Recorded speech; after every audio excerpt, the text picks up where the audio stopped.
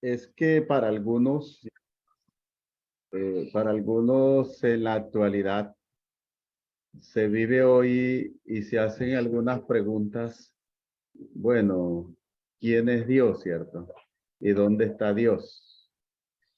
Y la pregunta que muchos se hacen es a través de los mismos acontecimientos que se dan por medio de la misma naturaleza, que si los terremotos, el hambre, ¿cierto? Y muchas circunstancias que hoy se está viviendo. Para algunos en la sociedad se hacen esas preguntas. Bueno, ¿dónde está Dios? Y si Dios es amor y si Dios es un Dios de misericordia, ¿por qué suceden tantas cosas? El compañero Obed decía algo muy importante y yo lo comparto también. Dios es Dios y Dios es un Dios perfecto y Dios sabe lo que él hace. Aunque muchas veces el hombre no trata de entender algunos, pero Dios sí nos entiende a nosotros. Dios tiene la capacidad de entender al ser humano. Y aunque nosotros muchas veces no lo entendamos, su propósito, su plan de Dios. Muy bien, Rubén, muchas gracias por la participación. Y efectivamente, así es. Entonces, la idea de haberlo puesto para la clase anterior, que era la clase introductoria, era esa, ¿no? Pero miren que las preguntas de ustedes sobre lo de la posmodernidad y el por qué se hace teología nos llevó a hablar de ello, ¿no?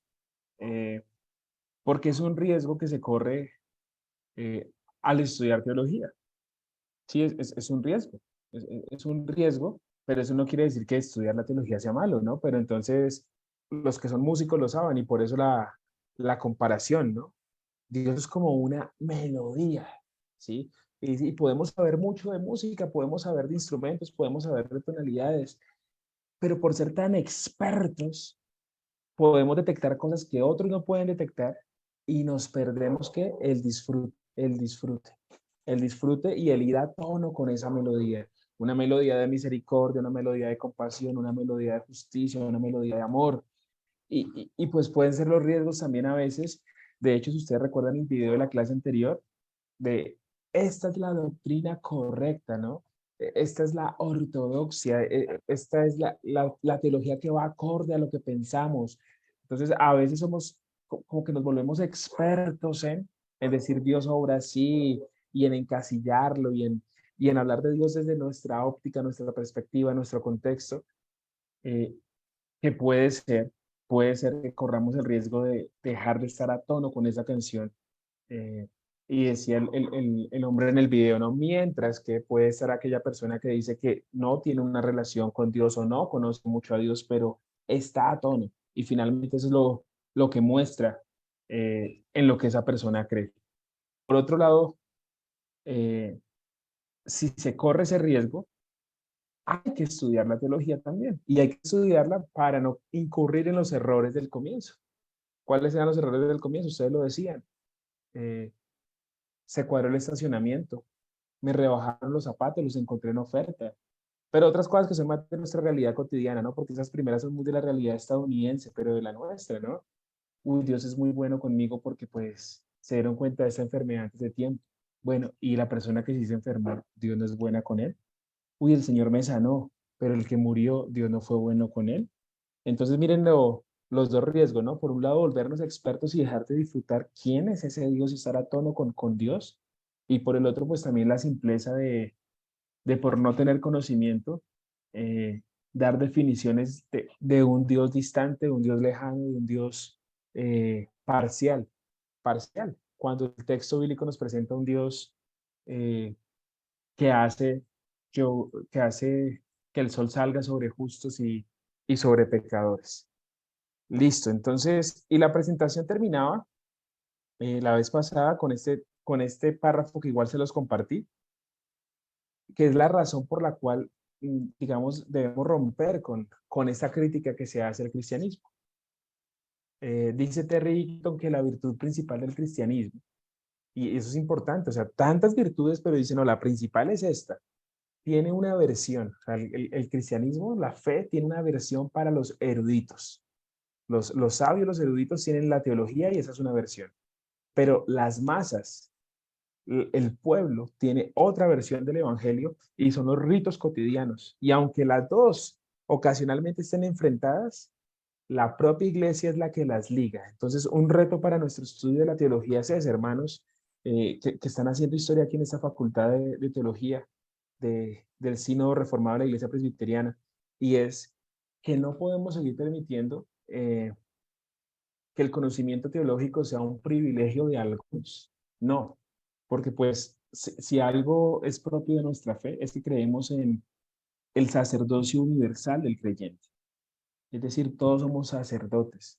Y, y ese llamado de amar a Dios con toda nuestra mente es un llamado que tenemos todos dentro de la iglesia, todos dentro de nuestra congregación, todos dentro de nuestra confesión de fe. Y si de pronto conocer a Dios con toda nuestra mente hace que repensemos, mis hermanos, algunas prácticas que están arraigadas en nosotros y que nosotros digamos, bueno, ¿por qué hacemos esto? ¿Por qué lo hacemos? Deberíamos hacerlo, deberíamos seguirlo haciendo. Y si de pronto esa reflexión teológica nos hace decir, hemos estado haciendo cosas que no debíamos estar haciendo, seamos lo suficientemente maduros para decir, bueno, pues, pues no viene más. Porque pues a veces encontramos eso, ¿no?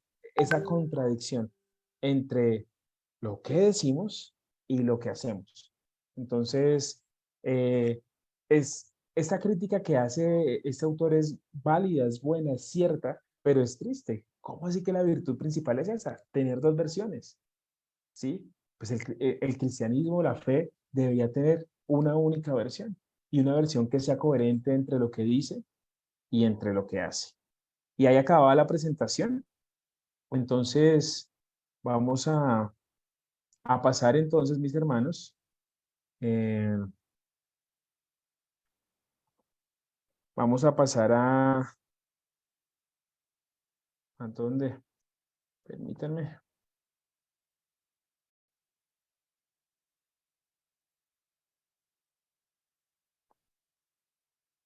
Bien. ¿Están viendo mi pantalla o ya no la están viendo?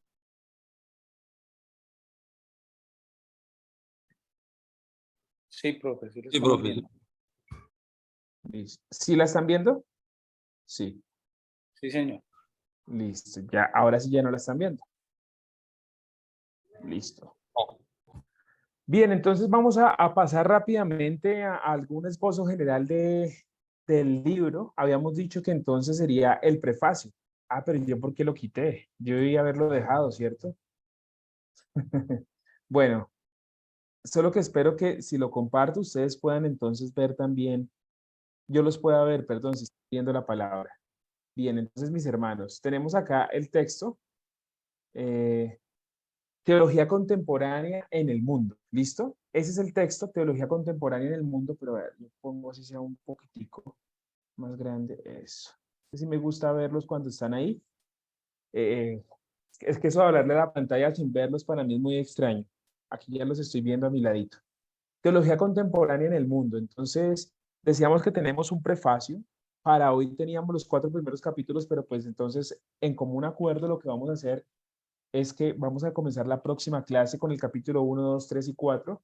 Los 3 hermanos que lo tenían para hoy van a ser los relatores y pues obviamente vamos a darle con toda la alegría y con todo el gozo y con toda la disposición a esos 4 capítulos.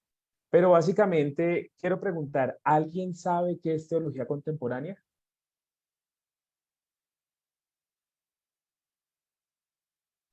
Yo por mi parte no, Bueno, profe. Oh, ok. bueno, como a mí me Ah, tocaba el primer capítulo, estuve averiguando un poquito acerca de lo que tenía que ver con, pues, con forma general, ¿no? Con lo contemporáneo. Y bueno, se decía que debe entenderse que la teología contemporánea, de alguna manera, no es lo mismo o sea, no es el mismo pensamiento de la Edad Media, que se debe entender que es un proceso que va de cambio, que los mismos pensamientos que había en la Edad Media no son los mismos que puntos de vista que se defienden hoy, algo como ok. así. Perfecto, Albeiro. Entonces es muy importante para que lo tengan en cuenta si quieren apuntar, porque esto no está en presentación, pues porque no creíamos que lo fuéramos a hacer así hoy. Pero hay algo muy importante y es, eh, bueno, hay algo que nos faltó decir, lo vamos a decir después porque la idea es, como dijo Ludwig, empecemos hoy porque si no después, ¿qué va a ser de nosotros? Eh, pero cuando estamos hablando de teología contemporánea y este libro que estamos abordando es un libro desde una perspectiva occidental, desde una perspectiva moderna. Entonces, recordemos que el mundo no solamente es occidente. Si tuviéramos un mapa mundi aquí con nosotros, nos daríamos cuenta que los mapamundis no corresponden a la realidad, mis hermanos. África es demasiado pequeño en un mapamundi cuando África es una extensión de tierra bastante grande. Europa, esa Europa occidental, una Europa muy pequeña. De hecho, el continente geológicamente se llama Euroasia y Asia es mucho más grande. Pero entonces políticamente esos países europeos, Francia, España, Alemania, Italia, son pequeños en comparación con otras porciones de tierra, pero los mapas los hacen muy grandes. Entonces, nosotros recibimos una cultura occidental porque pues el que tiene el poder es el que manda y el que tiene el poder es el que dice cómo son las cosas. ¿Listo? Dicho esto, el que tiene el poder es el que dice, esta es la modernidad de lo que hablábamos la semana pasada, esta es la posmodernidad, esta es la premodernidad, pero pues hay otras visiones del mundo, como yo les decía, ¿sí? Hay otros relatos, hay otras narrativas, pero desde Occidente, cuando hablamos, Albeiro, de teología contemporánea, estamos hablando entonces de la teología que comienza a desarrollarse. Luis, ¿vas a decir algo? Profe, evidentemente que empieza a desarrollarse del contexto cultural de lo que fue la guerra hasta la época de hoy. Correcto, correcto. Entonces, muy bien, Luis. Desde la Gran Guerra. ¿Cuál fue la Gran Guerra? La que hoy nosotros llamamos la Primera Guerra Mundial. La Gran Guerra, así la llamó Europa, y fue una guerra principalmente, o sea, entre potencias europeas. Pues, y entonces aquí está la concepción, ¿no? Son potencias europeas peleando, pero le dan el nombre de la Gran Guerra y luego la Guerra Mundial porque pues Europa considera que ellos son el mundo. Entonces, efectivamente, después de la Primera Guerra Mundial, hay una desazón, porque la modernidad fracasó, lo decíamos la semana pasada. Claro que la Segunda Guerra Mundial es aún peor, pero bueno, el desazón está ahí. Entonces, la teología que comienza a hacerse después de la Primera Guerra Mundial se considera teología contemporánea. Y muchos dicen que esa teología contemporánea es la que todavía tenemos en la actualidad. De hecho, el libro lo abarca, ¿no? A ver, aquí me deslizo, digamos, el libro termina en la fe reformada, pero antes habla de neoevangelicalismo, su mensaje, su fracaso, nos ha hablado de las fundamentalismo, dispensacionalismo, teología del ser, teología del proceso, teología de la liberación, o sea, la teología actual, pero que comienza después de la Primera Guerra Mundial. ¿Listo? Obviamente desde una perspectiva europea. Antes, hermanos, de la teología considerada contemporánea, en Europa estaba en auge, sobre todo en los círculos protestantes, no en los católicos, sino en los protestantes, la llamada teología liberal. ¿Listo? La llamada teología liberal. Y yo creo que esto va a ayudar mucho a nuestros hermanos de los primeros capítulos, pero pues la próxima semana lo vamos a ahondar. ¿Sí? Que era una teología racionalista, una teología que exaltaba la razón. La razón desplazaba la autoridad que antes tenía la iglesia y por ende la autoridad que se le atribuía a Dios. Todo eso tiene un piso filosófico, ¿sí? Sobre todo un piso kantiano de Immanuel Kant. Creo que el prefacio nos va a hablar algo de eso, si mal no estoy. Y antes de esa teología liberal había un predominio absoluto de una teología dogmática, de una teología conservadora, de una teología, pues, digamos que en el mundo protestante propia de la Reforma, pero una teología de dogmas absolutos, de una teología que hablaba de una revelación eh, inerrante, sin errores. ¿Sí? Y la teología liberal responde a esto diciendo, espérense, hay que racionalizar este asunto. Y antes de eso, pues iríamos a lo que Alviro nos decía, ¿no? A una teología medieval antes de la modernidad. Y así sucesivamente desde el pensamiento europeo, ¿no? Entonces, Tenemos entonces los 4 primeros capítulos, ahí están los títulos, entonces por eso el capítulo 1 se llama Antes de 1919. Se llama así pues porque, ¿qué pasó? ¿Qué sucedió? 1919 y después, neoortodoxia, crítica formal, el método de Bullmann, y eso sería lo que vamos a ver la clase siguiente. Desmitologización, mensaje de Bullmann, esa palabra alemana que para mí es impronunciable, Heilsgeschichte, pero básicamente es la historia de la salvación. Y teología de la... ¿Cómo es, Luis? ¿Cómo es? Tú pudiste, yo no pude. ¿Cómo es, Luis? Ejercicio. Listo. La la pronuncian bien, profe. Como un estornudo. Bien enredado. Listo. Entonces, el prefacio básicamente nos comienza diciendo, o nos comienza hablando del mundo ecuménico. Les recuerdo, el autor falleció, creo que en el 99, tenía 65 años cuando el hombre fallece, es presbiteriano, es inglés, y está ubicado dentro de una teología conservadora que él mismo llama reformada y calvinista. Por conservador entendamos en este momento una teología que le da completamente la autoridad central a la Biblia como palabra de Dios. ¿Listo? La Biblia como palabra de Dios. Entonces, comienza diciendo el autor que hay un movimiento ecuménico, que ese movimiento ecuménico nos recuerda que el cristianismo está dividido en varios grupos. Y que ese movimiento ecuménico nos recuerda que hay muchas divisiones que no son muy importantes. Entonces luego dice, bueno, pero este libro habla de esas divisiones, habla de la historia de esas divisiones, pero no se concentra en las denominaciones, sino en la doctrina, ¿sí? Y entonces, perdónenme, yo voy a cerrar el WhatsApp web que yo soy muy disperso, me tiene distraído. Profe, pues yo acá abro mío pensando que es mío también. Sí, es que ahora no, permítanme. Listo, ya. Entonces, básicamente dice que al libro no le interesa entonces hablar de las denominaciones, sino de la doctrina, ¿sí? Y entonces, aquí tenemos algunos apartes. Dice, la división mayor es la que existe entre los que creen en el Cristo de la Biblia, que da pruebas de sí mismo, y los que no creen en él. Todo lo que nosotros leamos debemos leerlo con pinzas. Nosotros debemos leer todo con un pensamiento crítico, porque básicamente lo que el autor nos está diciendo es que estas divisiones que hay en torno a la fe y a la doctrina nos plantean diferencias entre cristianos, sino básicamente dice, unos sí son cristianos y otros no son cristianos. Y eso es algo que podemos debatir. Eso es algo que podemos debatir. ¿De verdad no todos somos cristianos?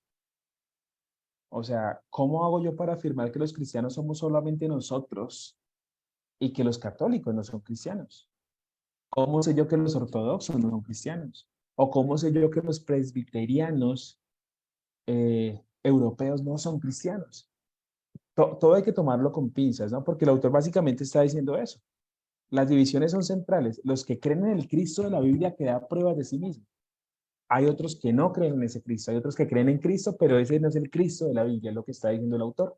Entonces dice, bueno, lo que vamos a hacer aquí, en este texto, en este libro,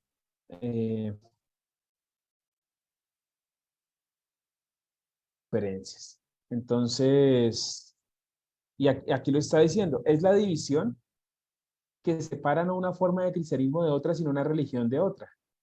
Es la división que separa el cristianismo de lo que Machen llamó con renuencia liberalismo. Entonces esto es importante porque el autor nos está diciendo que él separa desde una orilla conservadora que considera que el liberalismo teológico, es decir, ¿se acuerdan que yo les había dicho que antes de la teología contemporánea estaba la teología liberal, que era racional? Lo que él está diciendo es, esa teología no es cristiana, no pertenece a la religión cristiana. Y eso es importante que lo tengamos en cuenta para mirar más adelante si compartimos esa apreciación o no la compartimos. ¿Listo? Entonces, volvemos a lo mismo. El problema crucial que divide la enseñanza sana y la buena teología de la enseñanza falsa y la mala teología es la autoridad de la Biblia. ¿Creemos en la Biblia o no? Entonces, yo considero, hermanos, que estas cositas hay que tenerlas ahí presentes para cuando estemos hablando, porque vuelve y juega. Hay sana teología, hay buena teología, hay mala teología. ¿Quién me dice a mí si es buena o si es mala? ¿Sí? ¿En qué orilla estamos nosotros? ¿Estamos todos en la misma orilla? ¿Debemos estar todos en la misma orilla? Eh, y este autor está haciendo algo, aquí en el prefacio está haciendo algo y está cayendo en algo que se llama hacer juicios de valor. Sí, porque dice, nos va a presentar esa historia de las divisiones, pero nos está diciendo, hay teología buena y hay teología mala. ¿Listo? Entonces, ¿en qué se basa? Pues la buena teología tiene como base la autoridad de la Biblia. La mala no la tiene como base. Entonces, la pregunta aquí es, ¿creemos en la Biblia o no? Y entonces, sin embargo, Profe, señor, dime, a ver. lo que ustedes plantean más o menos como cuando la discusión que se oye hoy en día a nivel mundial, ¿no? Le dicen, no, es que tal religión es la correcta, tal que si usted es católico, es cristiano, o es de cierta... Mejor dicho, uno siempre lo van a juzgar y uno pues inconscientemente también juzga y ve desde el punto de uno, desde el punto de vista de uno que todo el mundo es, o sea, es la perspectiva de todo el mundo, o sea, así es lo que está viendo usted. Vamos, lo relaciono con... entonces la pregunta es, ¿quién está en lo correcto? Sí, si todo el mundo tira para su lado, cada cual defiende su fe, cada cual defiende su modo de creer, Ujú. ¿no? Claro, entonces ahí la pregunta es, ¿cómo sabemos qué es correcto y qué no? ¿Sí? Y, y es una pregunta que pues esperamos, esperamos a ver si el avanzar en el libro nos ayuda o no nos ayuda, pero la cuestión es esta, ¿no? Les estaba diciendo, el autor incurre en un asunto que no se debe incurrir desde la lógica, es el juicio de valor. O sea, yo debería estar llamado a estar seguro de mi fe, pero no podemos negar que nuestra fe se desliga de las dudas, ¿cierto? A veces somos muy duros con Tomás, con el apóstol Tomás, ¿sí? Hasta no ver, no creer, y Jesús le dice, no, bienaventurados los, ¿cómo es? Porque lo puedes ver, ¿crees?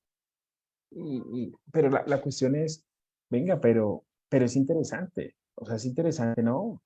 Hay duda, si es Él, ¿quién me garantiza que es Él? Y a lo que yo voy es que dudar ha sido visto como algo negativo, pero la duda es buena.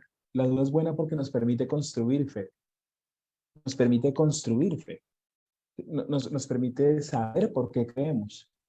Entonces, yo estoy llamado a estar seguro de mi fe, pero el hecho de que yo quiera buscar seguridad, certeza en mi fe, no implica que yo deba estar señalando entonces al otro diciendo, yo sí, Obed no, yo sí, Luis no. Entonces, es esa cuestión de, no estamos llamados a eso. Dime, Luis.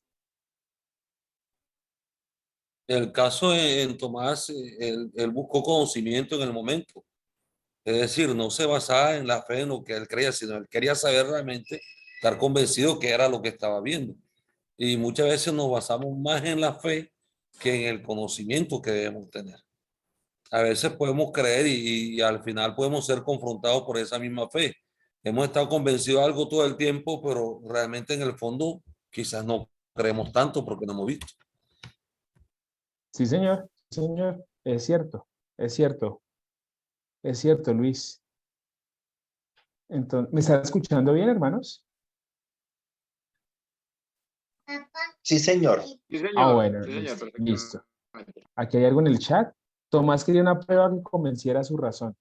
Sí, y a veces lo vemos como algo negativo, ¿no, Ludwig? A veces lo vemos como venga, ¿no? Porque pues, ahí está el texto que dice, ¿no? Bienaventurados los que no vieron y creyeron. Pues sí, dichosos, pero pues no todos somos así. No todos son así. Entonces, el autor de todas formas hace algo interesante y es que da como una advertencia y dice, bueno, aunque yo estoy diciendo que hay cristianos y no cristianos y que los liberales no pertenecen a esa fe cristiana. Dice aquí, dice algo interesante. Ludwig, dime, Ludwig y Frank. Sí, yo pienso pues cuando uno empieza a ahondar en todo este tema teológico, pues entra como el debate, ¿no? Entre lo que tiene que ver con el humanismo y lo que tiene que ver lo que Dios ha establecido a través de su palabra. Cuando se confronta la razón y el conocimiento, entonces como que entra uno como que se vuelve un juez y uno es el que cree tener la autoridad y cree tener la razón y la verdad, y entonces uno dice esto es bueno y esto es malo. La razón es mala, lo que tiene que sobreponerse a todo es la fe, no más. Pero pues, o sea, estamos en este mundo, ¿sí? Y ayer que, por ejemplo, estábamos viendo el tema de filosofía, pues ahí eso uno también se ve confrontado. O sea, ¿cómo voy a llegar yo a una persona que me viene a mí con preguntas desde la razón? ¿Cómo voy yo a confrontar un tipo de situaciones de esa? Entonces ahí donde uno tiene que como que poner todo sobre la balanza y tratar de buscar de que el mensaje que uno está compartiendo sea claro y conciso. Claro, efectivamente, Ludwig. Sí, señor. Frank.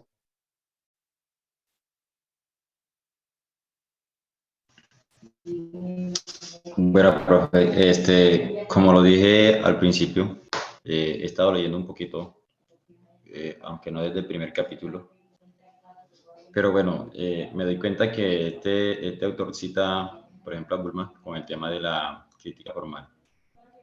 Y podemos ver allí que Bullman, él dice que la Biblia, que el mensaje, o que ¿cómo es que dice? Que los escritores bíblicos eh, bueno, escribieron unos textos mitológicos, Ajá. ¿sí? Y empieza a hacer una crítica como tal a la Biblia, donde la despega de todo lo que es la verdad teológica de o todo lo que intenta mostrar el escritor bíblico, sobre todo los evangelios. Pero lo que quiero decir es que si hay corrientes teológicas, o sea, yo desde mi punto de vista digo que si hay corrientes teológicas, o para mí pues, me atrevo a dar un juicio de valor a una corriente teológica, siempre y cuando yo vea que está quitando del centro a Cristo, en cuanto a lo que conocemos como verdad absoluta, que es Cristo, ¿sí? Entonces allí yo me atrevo desde mi punto de vista, y de hecho critico, hoy me di cuenta que podría ser un crítico de Bullman en ese concepto, ¿sí? En cuanto a de este hombre, ¿no? Entonces, yo me atrevo a decir eso, desde mi punto de vista de acá. Bueno, Frank, gracias. Y Ludwig también.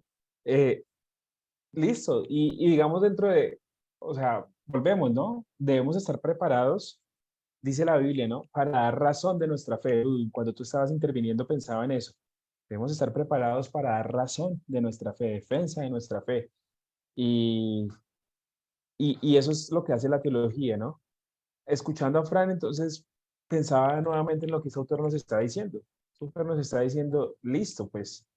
eh, y mira el contraste, Fran. Este autor nos está diciendo que hay doctrinas que creen en el Cristo de la Biblia, que da pruebas de sí mismo, y hay doctrinas que no creen en ese Cristo. Pero luego este mismo autor nos dice que la radical diferencia entre la buena teología y la mala teología es que la buena teología es la que cree lo que la Biblia dice. Y, y a veces hay un riesgo ahí, ¿no? Un riesgo de, de, bueno, ¿y qué es la Biblia? Sí, ¿qué es la Biblia? Eh, Quiero que la próxima, pues de pronto lo vamos a preguntar la próxima clase cuando ya estemos con los 4 capítulos, ¿no? Pero ¿la Biblia solamente es lo que está en el canon bíblico? La respuesta puede ser sí. Entonces, ¿qué hacemos con algunos pasajes como Judas, ¿sí? La epístola universal del apóstol Judas, que cita, sí, son 19 versículos, y cita a Enoc, un libro que los judíos no tienen como un texto inspirado y que los cristianos tampoco. Entonces uno se queda como, ¿y hay qué? ¿Hay qué? ¿O qué hacemos con todo ese contexto del Nuevo Testamento de Mateo, Marcos, Lucas, Juan, que nos relatan la vida y obra de Jesús, Jesús de Nazaret, que se entienden a la luz de ese periodo de silencio, esos 400 años de silencio, donde, pues, dice la teología ortodoxa, ¿no? Dios guardó silencio, Dios no habló. Pero lo que pasó en esos años, lo que pasó en la Palestina en esos años, lo que escribieron los judíos en esos años, que no está en el canon bíblico, por lo menos no en el protestante, nos ayuda a entender de dónde salieron saduceos, fariseos, celotes, porque Juan Bautista vivía en el desierto. ¿Sí? Entonces, digámoslo así, te escucho a ti y digo, bueno, Fran dice Cristo. Este autor está diciendo la Biblia, pero entonces, ¿qué es la Biblia? ¿Sí? La Biblia, el libro como tal, y cómo abordo la Biblia. Entonces, son esas cuestiones que uno dice, porque no se trata de no hacer, o sea, los juicios de valor son necesarios hacerlos, sí, pero no a priori. No a priori porque a veces entonces decimos, esto no y esto sí. Y entonces otra vez, como Enoch es un libro que nada que ver, pues no lo tengo en cuenta. Pero, pero pues mis hermanos amados, entender Judas, esa cartica tan nueva del Nuevo Testamento, tan cortica del Nuevo Testamento, sin conocer Enoch, la verdad es muy difícil.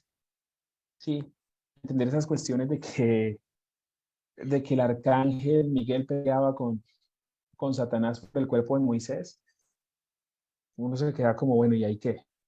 Para solo nombrar una cosa, ¿no? Entender por qué en Apocalipsis se dice que la serpiente antigua es el diablo, sin tener todo ese otro contexto, pues siempre es un poquito como complicado, ¿no? Entonces, el autor hace sus juicios de valor y de una vez dice desde dónde va a ser su crítica. Dice, nosotros haremos nuestra crítica. ¿Volvieron a alzar la manito o la dejaron levantada Ludwig y Frank? Yo la La volví a volvimos a levantar. levantar. Listo. Entonces, bien puedan, sigan. Pues personalmente, yo, pues como decía el profesor, sin como lanzar un juicio a priori, ¿no? Pero contrastándolo con la cotidianidad, ¿no? A mí me pasó ese caso que menciona el profe, ¿sí? Y nada más ni nada menos que me hizo la pregunta un católico apostólico romano, de esos que están ahí detrás de la sotana del padre, ¿sí? Y que están ahí en la jugada. Cuando él me dijo eso, a mí me dejó, y tanto que llegué a la casa y me puse fue a buscar en la Biblia y miraba comentarios, pero no encontré nada que, que a mi juicio me convenciera en mi razón, ¿no? Porque yo lo estoy, si yo lo veo desde la fe, listo, lo acepto y lo entiendo, pero desde la razón como me lo mandaron así, yo decía, no, pero esta vaina que, y yo luego me iba para el Antiguo Testamento y no encontraba, o sea, yo le decía, pero ¿por qué viene este a mencionar esa escena? O sea, ¿y por qué? O sea, ¿como para qué? Y los comentarios que hay al respecto son muy cortos, o sea, algo que queda uno ahí, puntos suspensivos y ya, ¿sí? Entonces, yo creo que en esto este escritor sí tiene algo de razón desde mi punto de vista personal y bajo el soporte de experiencia, ¿no?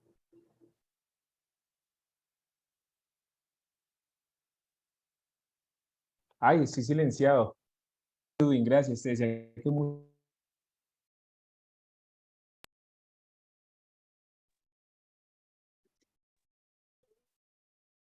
me sacó Zuna. ¿Ustedes también lo sacó o solo a mí?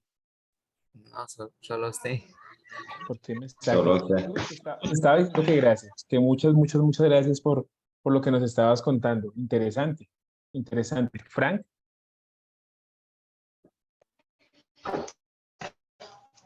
No, Personalmente, en cuanto a esos textos, a esos textos que usted menciona, profe, yo tengo un punto de vista y es que, bueno, anoche veíamos en teología y se decía que, en filosofía, perdón, se decía que la filosofía en algún punto se encuentra con la teología, tiene un punto de contacto. Y yo pienso también que en algún punto, en algún lugar se encuentra la fe y la razón, ¿cierto? Es lo mismo, la fe y la razón. Yo soy de los que pienso que el Evangelio, el relato de Dios, todo lo que comprende la teología de Dios, el Dios verdadero, no de otro Dios, sino del Dios verdadero, nuestro Dios, Cristo.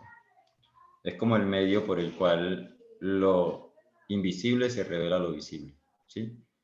Es como si fuera un portal de lo que el reino de Dios o Dios se revela a este mundo.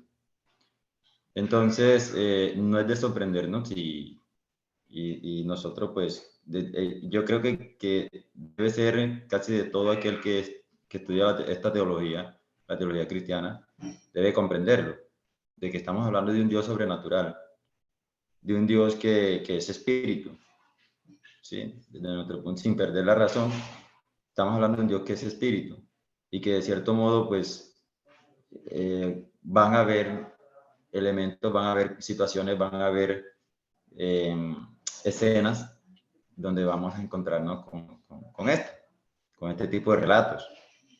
Bien sea para mostrar a Dios en su esencia o bien sea para hacerse entendible a nosotros, bien sea, ¿sí? Por ejemplo, en el caso de que Moisés le vio la espalda a Dios y por otro lado dice la Biblia que nadie ha visto a Dios jamás y si lo ve es muerto. Entonces, ¿cómo explicamos eso? ¿Sí?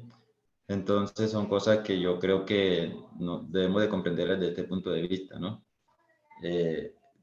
Y ponerle de pronto la razón. Bueno, el libro de Enoch, pienso que es un libro que aunque no está incluido en el canon bíblico, pero de cierto modo está hablando, está dentro y está hablando de Dios y se quiere acercar, ese autor se quiere acercar a decir algo de Dios.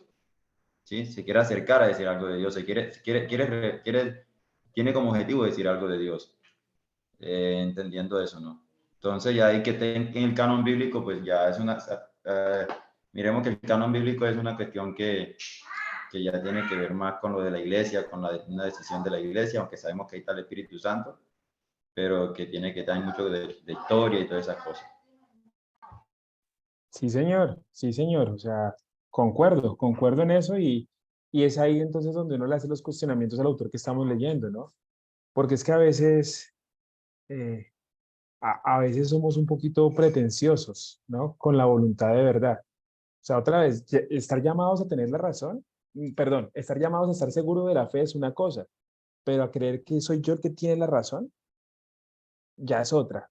Con la experiencia que Luis nos está contando, ¿no? Por ejemplo, llegar a la casa a corroborar que lo que yo creo es. Y la posibilidad de, y que tal vez, qué tal que no. Sí, entonces, o bueno, lo que este otro cree puede también ser. Entonces, son esas cosas interesantes que hay ahí, Frank. Eh, Obed, ¿qué ibas a decir? Sí, profe, pues no sé, dentro de mi poco conocimiento, yo pienso que la fe o sea, la razón siempre la razón de nosotros siempre va a entrar en contraste con lo que es la fe, ¿sí? Porque la razón habla con ejemplos claros, más que todo cuando la Biblia, porque lo cuestionan a uno, bueno, si Dios es amor, entonces ¿por qué permitió tantas muertes como está escrito en la Biblia? Un ejemplo, ¿no? Tantos asesinatos y tantas masacres y todo. Y uno desde el punto de vista, pues, cristiano y espiritual que trata de uno ve las cosas siempre, uno dice, no, pues es un propósito de Dios, y me dicen, no, pero ¿cuál? O sea, si Dios nos ama a todos por igual, ¿por qué tantas muertes y por qué a la actualidad? ¿Por qué permite que pasen tantos desmanes, tantas cosas, atrocidades con los niños? Bueno, como que lo cuestionan a uno y lo confronta con la fe y uno dice, caramba, o sea, lo que está pasando es una realidad y sí, o sea, es cierto, es razonable lo que está haciendo. Y no es que entre uno a dudar de la fe, no, porque uno sabe, o sea, los que conocemos un poquitico, yo que conozco un poquitico, sé cuál es el propósito de Dios para con cada uno de nosotros. Y entonces entra uno como a chocar o confrontarlo. Entonces, por eso pienso que ahorita se me está ocurriendo que el concepto que quedó definido en la Biblia en cuanto a la fe, que es la convicción de lo que se espera, la razón, más razón de lo que no se ve, es algo tan claro que solo lo llega a comprender la persona que está ahí sentada y sin necesidad de entrar a cuestionar, a señalar. Pero entonces, cuando uno trata de comprender lo escrito en la palabra con las razones donde uno llega a distorsionar el verdadero sentido, ¿no? El verdadero mensaje, lo que Dios nos está hablando. Eso es lo que yo he tratado de comprender. Y alguien me dijo mucho tiempo, usted cuando lea la Biblia trata de entenderla con el corazón, pida a Dios de discernimiento. Si usted trata de a su manera, con su razón, no, bueno, se haga de cuenta que está leyendo un libro cualquiera y no va a llegar a ninguna conclusión. Entonces pienso que la fe es un arma poderosa, poderosa para llegar no a contrarrestar, sino a afirmar y a decir, hey, lo que está, se está llamando como a razonamiento, a creer o hacer creer de que esa es la verdad, pienso que no va muy opuesto a todo lo que es del grado de espiritualidad, ¿no? Todo lo que va opuesto con mi fe, con lo que yo pienso a creer. Es un tema muy largo, profe, es un tema muy extenso y como dijo Luis ahora, lo pone como a echar cabeza, venga, venga, voy a buscar a ver si es verdad lo que me están diciendo, como ¿será que lo que yo creo estoy equivocado? ¿Todo lo que yo he aprendido de Dios estoy equivocado? ¿O me estoy siendo engañado de algo? Sí, señor, sí, señor. Ya te voy a dar la palabra, Albeiro, y quiero que eso nos pica a ir por el libro, a leer el libro, porque, por ejemplo, va a comenzar con 1919, va a comenzar con un autor llamado Karl Barth, va a comenzar con un autor que está decepcionado porque lo formaron los teólogos liberales alemanes, él es suizo, hijo de pastor calvinista y es pues calvinista en formación, pero él está decepcionado porque sus grandes profesores que son liberales, racionalistas, kantianos, en el momento de la guerra apoyaron a Alemania, pero no solo eso, sino pues no se opusieron a lo bélico y él queda decepcionado. Es más, en la iglesia donde él es pastor, eh, hay, hay consecuencias de la guerra y él comienza a enseñar la Biblia a su iglesia, pero de hecho de él es una frase popular, que cuando un pastor predique un sermón debe tener la Biblia en una mano, perdón, cuando lo prepare, y el periódico en la otra. ¿Sí? Entonces, porque comienzan a hacer una relectura, y una relectura en este caso de la Carta de los Romanos, así como Lutero lo había hecho años atrás, pero entonces a lo que yo voy es, se decepciona entonces de los idealistas, de los liberales alemanes, se decepciona pues porque, o sea, en palabras coloquiales, pelaron el cobre en la guerra. Y esa teología no respondió absolutamente a nada. Entonces, eh, es interesante lo que comienza a pasar con él. O sea, ¿qué comienza a pasar con él? Ese cambio en ese concepto de lo que es la revelación de Dios. Sí, antes de los teólogos liberales se hablaba antes de que la revelación de Dios es la Biblia, que es la palabra de Dios. Y que en la palabra de Dios conocemos a Dios y que la Biblia, por un lado, todo lo que nos cuenta es histórico, que todo lo que nos cuenta es real, que todo lo que nos cuenta es la verdad. Pero luego llegan sí, los liberales a decir otro tipo de cosas, pero ahora este hombre se levanta y comienza a decir, espérese, espérese, espérese, espérese. Eh, la revelación de Dios no es la Biblia. Y ahí nos estamos picando por lo que viene en el libro. La revelación de Dios no es la Biblia. La revelación de Dios es lo que dice Juan capítulo 1. El verbo, la palabra, el verbo se hizo carne. El logos se hizo carne. La palabra se hizo carne y habitó entre nosotros. Entonces la revelación de Dios es el verbo. ¿Y quién es ese verbo? Pues el logos. La revelación de Dios es Jesús. Es lo que termina diciendo. Pero también dice entonces que la Biblia no es la palabra de Dios, pero que la Biblia se vuelve palabra de Dios cuando me habla, cuando me interpela, se conecta conmigo. Y, y, y todo eso, o sea, todo eso a raíz de la desazón que le dejó la guerra, ¿no? Y todo eso a raíz de lo que va encontrando él en el texto bíblico. Entonces, ¿cómo van cambiando los paradigmas? ¿Sí? ¿Cómo van cambiando este tipo de cosas? Pero dentro de lo que decía Obed, le dice a los teólogos liberales, a sus profesores, les dice, espérense, ustedes habían vuelto a Dios algo aquí de la tierra, algo aquí que tengo cerquita. Ustedes me habían enseñado a mí a hablar del reino de Dios que lo construíamos nosotros. Pero después de la guerra, dice este hombre, dice, Dios no es de aquí, Dios es de arriba, Dios es de afuera, Dios es más grande, Dios no lo puedo aprender, Dios no lo puedo probar acá para conocerlo, Dios es superior a nosotros. Entonces, ¿cómo entonces nos vuelve a recordar que ese Dios inmanente para los liberales también es trascendente, como es otro, otro superior? Entonces, otra vez, ¿qué lo permite? Formado con unos, pero la desazón a través de la guerra y su interpretación del texto bíblico, eh, pues lo vaya leyendo a Frank. Yo pienso que el razonamiento del cristiano es la fe, con todo lo que ella comprende. Obed la fe, listo. Albeiro, ¿qué ibas a decir? No, pensando todo, todos los procesos, pues lo que hemos visto, los diversos movimientos o los diversos grupos que han visto, usted lanzaba una pregunta que me pareció interesante. Todo lo que está aquí consignado en nuestra Biblia es lo único que es palabra de Dios, y qué hacemos con lo otro. Estuve leyendo por ahí un documento pues que mostraba como desde el principio, ¿no? Fechas y todo de los diferentes movimientos, los diferentes grupos que han habido, las diferentes fracciones que han habido. Recuerdo que con el profe Decio miramos mucho acerca de las escrituras, de asuntos que no comprendíamos o que no conocíamos, que esos fueron procesos de comunidades que fueron llevando algunos escritos de acá, otros de acá, y así sucesivamente.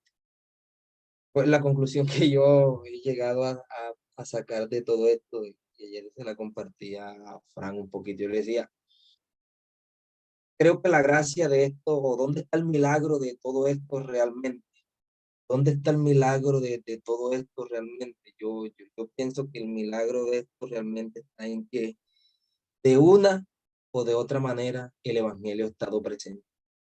Que nosotros lo interpretemos de una manera, que quizás otros grupos lo miren de otra manera, y de ahí han surgido diversas iglesias. Y bueno, yo soy de los que pienso firmemente que hay asuntos que son falsos, ¿sí? Es claro, pero sé también que no solo nosotros tenemos la razón y la verdad, ni aquel grupo tampoco. Y a veces entramos en tantas cosas, y yo me puse a mirar todas esas fechas con fechas exactas y todo, y la conclusión que yo saco es eso: a veces nos complicamos mucho la vida con el católico, con este otro. ¿Dónde está el milagro de esto realmente? En que el evangelio está ahí, de una manera o de otra, está el evangelio allí. Para mí es eso, y lo miro de esa perspectiva, y no sé, todo esto me ha dado vuelta. Bueno, bueno, Albeiro, gracias. Y esos interrogantes son válidos y son buenos que estén surgiendo en nosotros, ¿no? En este proceso de formación. Eh, claro, es que son muchas cosas, y por eso yo les quiero dar hambrecito del libro, porque pues el libro va a tratar con esa historia, ¿no? Con esa historia de esa teología contemporánea, de esas preguntas, de esos interrogantes, porque el libro nos va a plantear lo que Fran ya nos estaba adelantando con la crítica de formas, ¿no? Que tú lo estabas tocando, Albeiro, que es la cuestión es lo que la comunidad primitiva organizó, pero el libro a la vez va a contraargumentar diciendo, venga, pero, bueno, el libro no lo dice, pero uno lo piensa, ¿no? Y los apóstoles, ¿qué? Es que se murieron, ¿dónde estaban? ¿No se acordaban acaso de lo que Jesús había dicho? Entonces es como el diálogo, ¿no? Y nos va a poner a permitir en discusión muchas cosas, cosas como qué es la inspiración. Dios dictó literalmente, o Dios usó personas, sí, que tenían un propósito específico, un público específico, unos destinatarios específicos, un material que seleccionaron para sus propósitos. Bueno, muchas cosas ahí, ¿no? Muchas cosas ahí que trascienden y que es bueno entonces tener todo ese contexto claro, como Fran lo decía hace un rato, ¿no?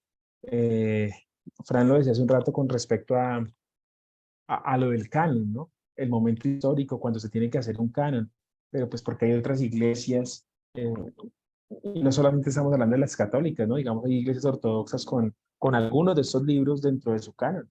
Unas sí, otras no, pero bueno, algunos de ustedes hablaban ahorita de leer la Biblia como un libro cualquiera si no estaba el elemento de la fe, pero también hay algunos autores y son los primeros que van a empezar ahí en esos capítulos diciendo, no, espérese, es que hay que leerla como un libro cualquiera. Hay que leerla como un libro cualquiera para entenderla. No hay que ponerle algo místico, algo especial. Y es ahí donde ese autor va a decir, bueno, puede ser que cuando la esté leyendo me encuentre con ella y Dios me hable, pero hay otros autores que van a decir, no, no, no, no, no.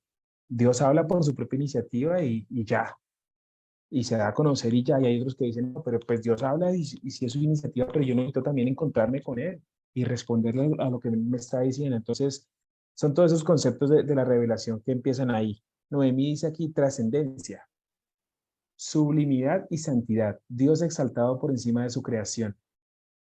Ah, estás definiendo los conceptos, perfecto. Inmanencia, presencia y acción. Gracias, Noemí, ya entendí lo que hiciste. Perfecto. Trascendencia, Dios sublime que está exaltado por encima, que está inalcanzable. Inmanencia, presencia y acción de Dios en toda su creación. Noemí lo está como aclarando. Ahorita que decíamos que Bar nos recuerda que es trascendente, que es inalcanzable, que va más allá de estar acá. Porque es que ese autor, Karl Barth, del que nos van a hablar los primeros capítulos, eh, se decepciona otra vez en medio de la guerra, porque él había entendido la construcción del reino de Dios como una acción de nosotros, ¿sí? Junto a Dios. Eh, pero después de esta guerra y esta desazón, él dice, no, definitivamente el reino de Dios es algo que va a venir de afuera, es algo que nos va a superar, es algo que va a establecerse y punto, porque nosotros no tenemos parte en eso. Y hay que entenderlo, es su desazón. Una desazón que vamos a ver la próxima semana, pero por ejemplo está la teología pelagiana que dice que el ser humano decide y el ser humano escoge, y está la teología calvinista que dice que no, que el hombre es depravado por naturaleza. Eh, y entonces hay un autor que dice, bueno, eh, depende del proyecto en el que estemos. ¿Cómo así? Si un proyecto de la humanidad ya está en su cenit, ya está por acabarse, ese proyecto tiende a pensar que el hombre es malo, que es depravado, que es corrupto y que no es capaz de nada. Pero si es un proyecto que hasta ahora está naciendo, hasta ahora está surgiendo, es un proyecto que cree que el hombre es bueno y que tiene capacidad de transformar el mundo. Entonces, básicamente fue lo que vivió Baray con los teólogos liberales y luego con su obra que es considerada neortodoxa, que es lo que vamos a ver la próxima semana. El libro nos va a hablar más adelante de la teología de la liberación. Entonces, ahí vuelve a jugar un papel fundamental el reino de Dios. ¿Sí? Uno mismo, hablo de mí, uno mismo cuando, pues ya tengo 36, pero me acuerdo hace muchos años, muchas de mis predicaciones siempre eran en ese tono, ¿no? Somos las manos de Dios, somos el rostro de Dios extendidos hacia la gente que sufre, porque Jesús dijo que el reino de los cielos ya está entre nosotros. Vamos a construir el reino de Dios.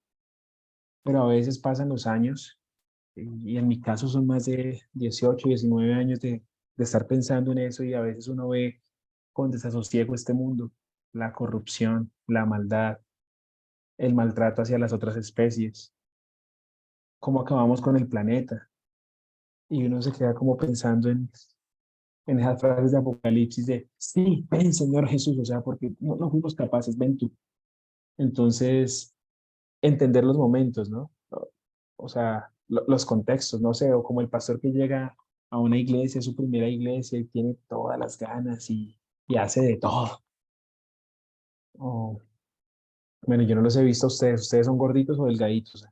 Yo sí soy gordito, ¿no? Pero yo he sido gordito siempre, pero es que me acuerdo de un pastor es oriundo de San Pedro de Urabá, que cuando estábamos estudiando me decía, cuando nos encontremos y seamos viejos y seamos reverendos, ya con una barriga. Pero es esa cuestión de pronto ya cuando uno está terminando su vida ministerial, ya no es todero, ya no se complica, de pronto, ¿sí? No estoy generalizando. Por lo mismo, porque ya, o sea, como, y llega el con ímpetu a hablarle, a hacerle propuestas. Los jóvenes, que hagan, jóvenes soñadores, porque tiene mucho que ver la etapa en la que estemos para ver cómo concebimos también la fe, ¿sí? Entonces, y les digo, no sé ustedes, pero en como 18 años yo noto eso a veces en mi forma de predicar, ¿sí? O sea, somos las manos de Dios, somos el corazón de Dios, hay que hacer, hay que moverse. Y últimamente uno se queda como, pero ¿será que sí? O sea, como, ¿será que es suficiente? ¿O esperamos definitivamente que Dios haga todo porque somos incapaces? Entonces, esas cosas van sucediendo ahí. Terminando acá con el prefacio, el hombre nos dice, el autor nos dice básicamente que como son calvinistas y son reformados y están haciendo una crítica desde el calvinismo reformado, se les critica y se les cuestiona mucho porque dice, ustedes siguen un argumento circular, ustedes están cerrados, ustedes no aceptan una discusión que no hable de la Biblia como revelación de Dios. Entonces, dice el autor, bueno, pero ¿quién trazó el círculo? ¿Quién ha cerrado el sistema? Pues dice, si el círculo tiene como centro la Biblia, tendrá como centro a Dios. Y una mente centrada en Dios siempre está cerrada, en el sentido más hermoso de la expresión. Nuestro anhelo es que haya más mentes cerradas, más personas que arguyen en función del círculo de Dios. Yo lo recalco ahí porque quiero que lo discutamos después. Y me llama la atención esto. Después de decir esto, dice, la orientación más obvia de este manual es la de ser crítico. No sé si ustedes alcanzan a ver aquí mi comentario. Contradice lo que acaba de decir de ser cerrados. ¿Sí? Entonces, esta cuestión de yo, una semana después que ya conozco el autor y que ya conozco, decirles que me gusta de la obra que vamos a leer, que nos expone los puntos principales.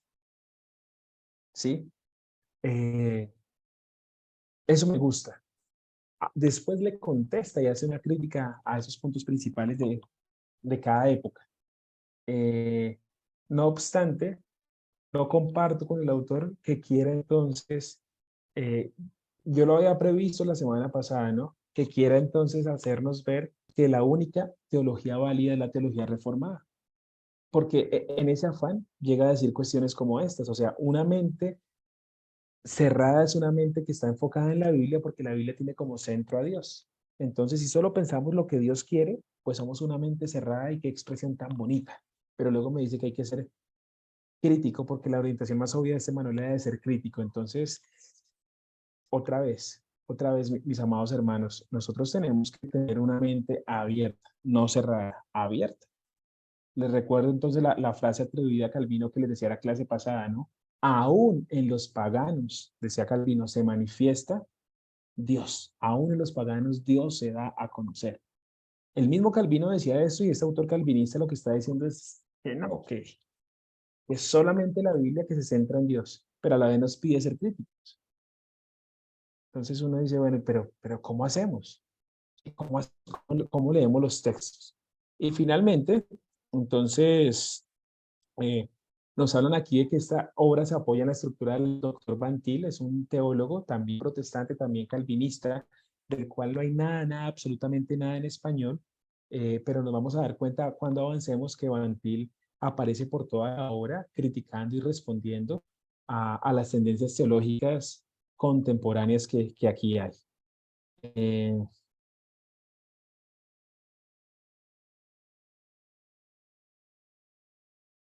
Podría también, dice Luis, es una mente en la cual no entra algo diferente a Dios. Y aquí Fran dice, independientemente de los diferentes puntos de vista y corrientes teológicas, hay una realidad de una humanidad que se sujeta un 100% a ninguna de ellas. ¿Listo? Bien. Entonces, eh, Algo importante ya para terminar, porque se están dando cuenta que estoy sin batería. Entonces, algo importante ya para terminar es este prefacio. Habla de que entonces se usa este autor, pero el autor nos advierte algo, que esta es una obra especial para pastores laicos, no eruditos bíblicos, para gente que hasta ahora se está entrando en el mundo teológico. Y eso es muy bueno pues porque podemos entender algunas cosas. Dice también entonces que esta es una guía práctica para pastores laicos de la iglesia en Corea. Y él explica que es un esfuerzo coreano-americano de hacer una guía de teología básica. Y entonces advierte el autor que en el texto van a haber muchas referencias orientales, asiáticas, pues porque es pensando en los coreanos y que no le pareció bien una traducción al inglés, en este caso al español, pues que obviara eso, pues porque muchas cosas del sentido de la obra se iban a perder. Entonces nos está advirtiendo que es una obra escrita para que es manual práctico de teología para la iglesia coreana, para los laicos, para pastores, para líderes que no tienen un bagaje en el mundo teológico. El autor nos lo está advirtiendo y eso es bueno tenerlo en cuenta. No sé si ustedes ya, que ya empezaron a leer algunos se dan cuenta que nos está hablando de Europa, Europa, Europa, pero luego dice Japón, Japón, Japón, Corea, Japón, Japón, Japón, Corea. Entonces, esa es la razón. Hay muchas referencias que entienden los asiáticos y, y, y ahí da el inicio. Entonces, la obra se llama así, ¿no? Se llama Teología Contemporánea en el Mundo, entendiendo entonces esa teología desde una perspectiva occidental, como la teología que se desarrolla después de la Primera Guerra Mundial hasta la actualidad. ¿Listo? Yo espero que eso nos dé muchas ganas de leerlo. Va a comenzar entonces con 1919 y con Karl Barth y con todo lo que se desliga desde Karl Barth y sus colegas y sus contemporáneos. ¿Algún comentario adicional, mis hermanos? ¿Alguna pregunta? ¿Algún...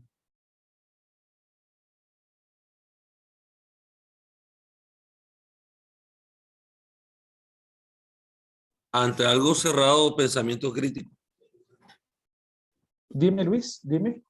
Que ante algo cerrado tengamos pensamiento crítico. Correcto, correcto. Sí, exacto. Hay que tener pensamiento crítico, efectivamente, efectivamente, sí. Entonces, hay que tener un corazón dispuesto, una mente abierta, hay que leer. eh, y bueno, no sé, hay dudas para lo que vamos a hacer entonces la próxima clase. Sería entonces que el grupo que tiene encargado modere, ¿no? Y dirija la discusión. Si ustedes tienen preguntas, porque vamos a leer todos, pues las anotan con anterioridad para ver si los compañeros las pueden responder. Si no pueden, no importa. Pues entre todos vamos construyendo, vamos respondiendo el contexto histórico, social, cultural y la discusión. Si se genera debate, maravilloso. Hoy lanzamos algunas preguntas, no andamos en ellas, pero si se genera ese debate, maravilloso. ¿Sí? Debate sobre entonces qué es la revelación, si Jesús es la revelación, si la Biblia es la revelación, eh, y todo ese tipo de cosas. Dime, Frank. Profe, bueno, como estamos hablando del seminario alemán, ¿vale cualquier recurso o cualquier material que queramos usar para presentar nuestra clase, pues nuestro trabajo, ¿cierto? Por ejemplo, como un video, un debate, ¿se vale eso o hay algo específico en lo que usted no quiere que lo presentemos? No, ustedes son libres de usar el recurso, los recursos que quieran y de los que dispongan, ¿sí? Obviamente lo importante es que abordemos el autor, pero ustedes son libres y pueden encontrar material de apoyo, si pueden encontrar algo que complemente, un material audiovisual, obviamente por respeto en el tiempo, porque no crean, yo soy uno de los principales tentados a mostrarles videos que me encantan, pero pues ya son muy extensos. Y uno dice, no, o sea, si sufrí con el de hoy que fueron 11 minutos, dije, no, pues que es mucho. Hasta les pregunto, ¿no? Como lo ponemos, porque yo digo, bueno, pues dirán los hermanos que están en clase para ver video, pero, pero no, son libres. Videos, debate, otros autores, lecturas, noticias, juegos. Desde que abordemos lo que los autores, lo que el autor nos está planteando, ¿no? Desde que tomemos lo principal que el autor nos está planteando y tengamos tiempo para la discusión. Gracias, Frank. Listo, profe, gracias. ¿Qué les iba a decir? Y bueno, la próxima intentemos empezar a las 7. ¿Ustedes les gusta el receso, no les gusta el receso? ¿O consideran que ahí se desorientan, se distraen? Les pregunto porque... A hoy le gusta mucho. Eso depende de la clase, profe. Hay clases Sí, que uno no quiere receso, hay otras que sí. Ah, bueno. Muy sabrosa, profe. Se te apagó el micrófono, Rubén. No, así como dice el Pastor Ove, hay clases que, bueno, uno quiere como coger un poquito de orientación, un poquito de aire, pero no, hay clases que no quisiera uno como dejarlas. Y como esta, ¿cierto? Mucho la explicación en la que usted nos está haciendo nos aborda mucho conocimiento y sí, nos está sirviendo mucho. Ok, Rubén. Descanso por vía de mandato. No, en esos días, pues vamos a estar abiertos, ¿no? Ahí miramos cómo se va desarrollando, lo que los compañeros nos presenten y ahí vamos viendo si lo preguntamos, si queremos parar o no. Obviamente, si paramos, pues de pronto reponemos ese tiempito, un poquito, como para que todo quede claro hasta el final. ¿Cuánto tiene cada grupo para exponer el tema que le corresponde? Mm, ¿O se va a abordar un tema en cada clase? no, sí sería bueno. Es que eso es lo que pasa es que como ya hoy perdimos ese tiempo, Me toca reponer tiempo, Albeiro. sí, no, vamos a intentar sacarlo de una, o sea, los 4 capítulos. Vamos a intentar. Si no se puede, que sea porque hay una discusión muy interesante, porque hay algo que bueno, pues démosle libertad a esto. Pero libertad ordenada, ¿no? Que uno diga, Uy, es una no, profe, libertad pero no le dé estructurada. libertad a Obed porque ese man, ni a Frank. Eso sí es No, verdad. no acabamos la clase. El OB se cogió toda esta clase. No, no, por eso digo una libertad ordenada. Es decir, si uno dice, bueno, ¿Qué te esto pasa, está... vale mía?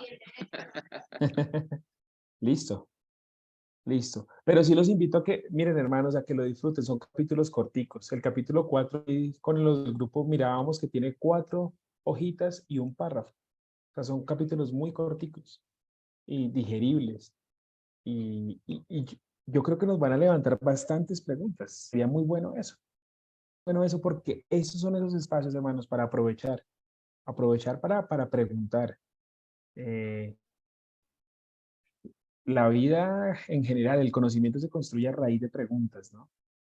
Más que responderlas, generarlas. Eso construye mucho en nosotros. Entonces, eso nos ayuda a entender mejor la vida misma. Entonces, sí, leerlo, ver nuestras prácticas, ver entonces en dónde estamos nosotros, si transitamos por algunas de esas teologías o qué nos puede gustar, ¿sí? Si yo soy como Bullman en esto, o yo no podría ser Bullman definitivamente, Fran, si a mí Bar me interpela en esto o no me interpela para nada, ¿sí? Si la teología liberal me hace coquitos o definitivamente no. Bueno, todo ese tipo de cosas. Eh, si puedo identificar algunos de esos elementos en mi iglesia, en mi comunidad, en el sino, en el presbiterio, o si por el contrario no identificamos absolutamente nada. Bueno, no sé, pero pues hay que leerlo y disfrutarlo.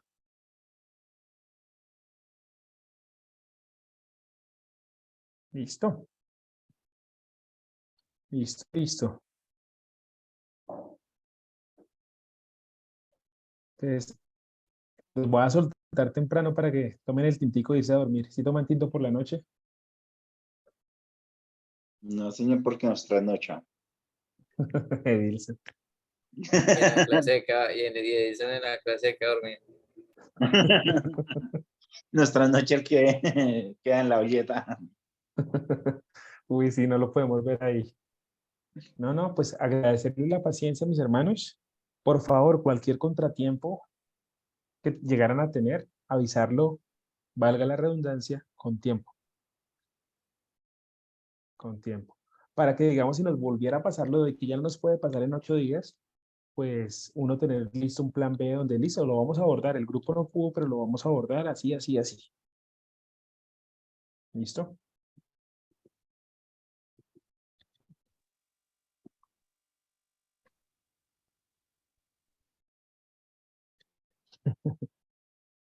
Que Dios los bendiga, que pasen una buena noche, que están molestando a ver con las gafas. Bendiciones para todos. Profe, bendiciones para Bendiciones todos. para Chao, todos. hermano Feliz Fran. noche. Listo, Chao, feliz hermano Fran. noche Dios bendiga. a todos. Dios te bendiga, Fran. Bendiciones ¿Qué te para pasa, todos. vale mía?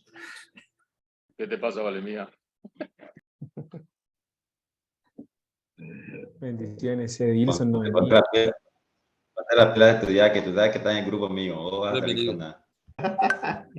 Ya sabe, ¿ves, no? A engrosar esa voz para, Eso, para compadre. la exposición. Eso, compadre, vale mía. Así voy a hablar. Así. Ey, Bendiciones, Oye, bendiciones, Manuel. oye, se deja crecer el bigote, yo. Vemos, chao. Así es. Nos vemos la próxima. Bendiciones. Dios los guarde. Bendiciones, chao. Gracias, brother. Chao, chao.